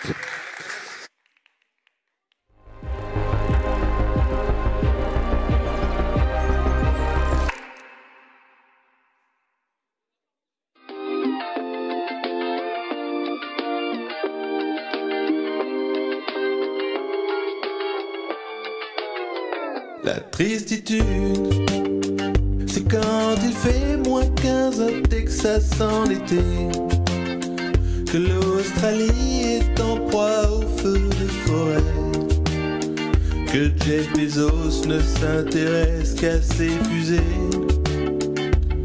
Et ça fait mal, la tristitude, c'est quand les nappes phréatiques sont asséchées, n'a plus d'abeilles pour polliniser, qu'on réalise bientôt y aura rien à bouffer. Et ça fait mal. La tristitude, c'est moi, c'est toi, c'est nous, c'est quoi? C'est un peu la détresse quand tu parles du climat. La tristitude, c'est où, c'est eux. C'est le climat qui te dit ça ne va pas du tout. La timeitude, c'est quand tu croises la route de Time for the Planet, que t'étudies le projet sous toutes ses facettes, qu'on n'est pas en train de jouer de la flûte à bec. Ça fait du bien, la timitude. C'est quand tu viens juste d'acheter des actions qu'elles vont permettre de financer des innovations. Mesure en GES non émis ou captation. Ça fait du bien, la timitude. C'est moi, c'est toi, c'est nous. C'est quoi? C'est un peu la détresse quand tu parles du climat. La timitude, c'est c'est où, c'est eux, c'est vous. C'est le climat qui te dit ça ne va pas du tout. Timitude, c'est quand t'achètes 20 ex de pisser sous la douche, que tu les offres autour de toi pour en mettre une couche. Ils vont passer de main en main et ça fera mouche. Ça fait du bien, la timitude. C'est quand t'arbores I join sur les réseaux sociaux, que tu balances juste après notre vidéo, pour contribuer à ton niveau à la promo. Ça fait du bien, la timitude. C'est moi, c'est toi, c'est nous. C'est quoi? C'est un peu la détresse quand tu parles du climat. La timitude, c'est où, c'est eux, c'est vous. C'est le climat qui te dit ça ne va pas du tout. La timitude, c'est quand tu likes tous nos posts sur LinkedIn, que tu commentes chacun d'eux avec discipline, histoire qu'à l'algo ça donne de la vitamine. Ça fait du bien, la timitude. C'est s'inscrire à la formation évaluateur. Intelligence collective en moins d'une heure, pour noter des innos via 6 indicateurs. Ça fait du bien, la timitude. C'est moi, c'est toi, c'est nous. C'est quoi? C'est un peu la détresse quand tu parles du climat. La timitude, c'est où, c'est eux, c'est vous. C'est le climat qui te dit ça ne va pas du tout. La timitude, c'est s'impliquer dans la galaxie de l'action, pour te faire appeler un soir par un gluon, lui expliquer quelle pourrait être ta contribution. Ça fait du bien, la timitude. C'est proposer de contribuer aux traductions, pour aider Time à augmenter son attraction. L'international étant notre prochaine ambition. Ça fait du bien, la timitude. C'est moi, c'est toi, c'est nous. C'est quoi? C'est un peu la détresse quand tu parles du climat. La timitude, c'est où, c'est eux, c'est vous. C'est le climat qui te dit ça ne va pas du tout. La timitude, c'est transformer toutes tes idées en des actions, bien entendu sans demander la permission, simplement parce qu'on partage tous la même vision. Ça fait du bien, la timitude. C'est quand tu pitches le projet à ton patron, pour qu'il rejoigne l'aventure par conviction, et qu'il finance avec nous les innovations. Ça fait du bien, la timitude. C'est moi, c'est toi, c'est nous. C'est quoi? C'est un peu la détresse quand tu parles du climat. La timitude. C'est c'est où, c'est eux, c'est vous. C'est le climat qui te dit ça ne va pas du tout.